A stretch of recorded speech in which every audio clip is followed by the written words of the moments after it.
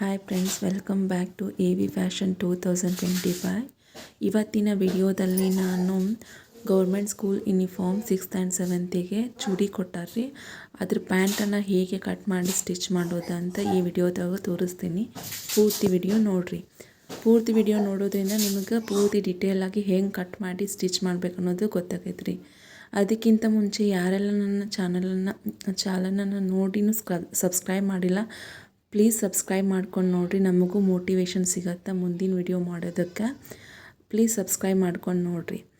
ಬರ್ರಿ video start ಮಾಡೋಣ ಹೇಗೆ ಕಟ್ ಮಾಡೋದು ಅಂತ.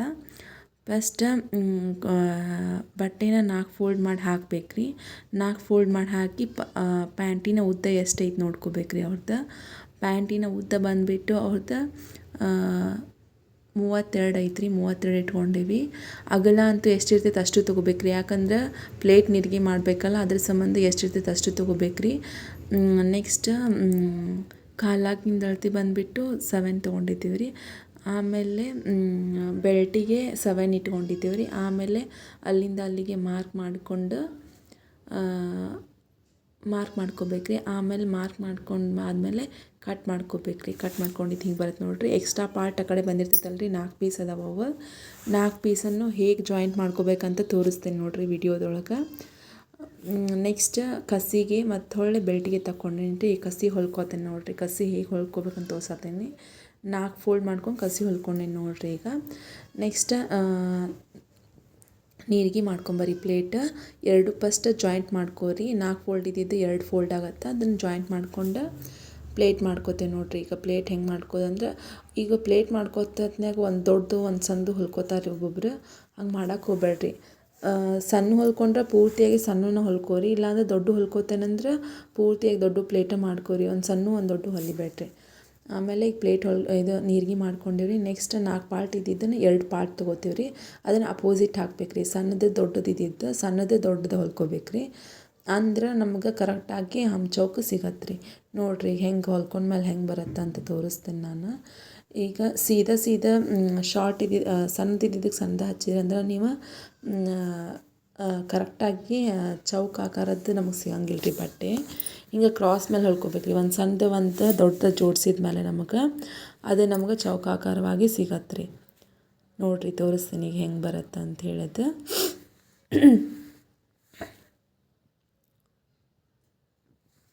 ನೋಡಿರಿ ಈಗ ನೆಕ್ಸ್ಟ್ 2 ಪಾರ್ಟ್ ಉಳಿದಿರ್ತಾವಲ್ಲ ರೀ, ಅವೆರಡು ಪಾರ್ಟನ್ನು ಸ್ಟಿಚ್ ಮಾಡ್ಕೊರಿ. ಸೇಮ್ ಸಣ್ಣದ್ರ ಮೇಲೆ ದೊಡ್ಡದು ಇಟ್ಕೊಂಡು ಸ್ಟಿಚ್ ಮಾಡ್ಕೊರಿ.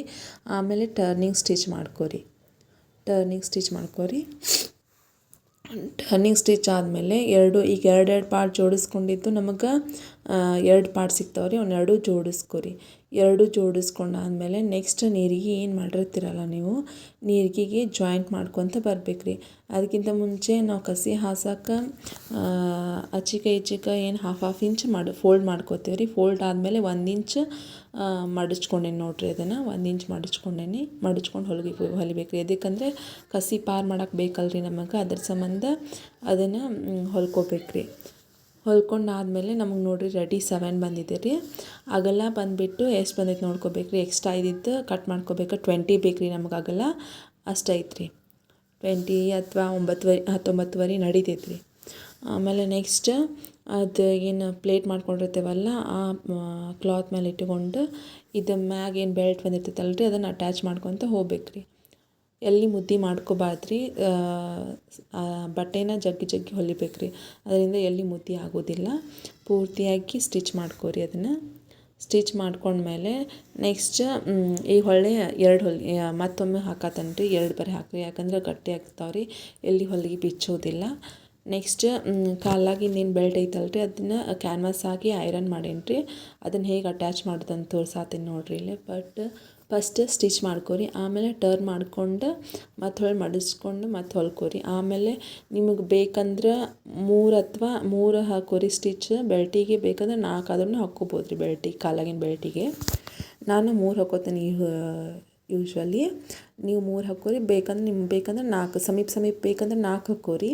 ಇಲ್ಲ ನಡೀತೈತಿ ಅಂದ್ರೆ 3 ನಾ 3 ಹಾಕ್ಕೊಂಡೇನಿ ನೋಡಿರಿ.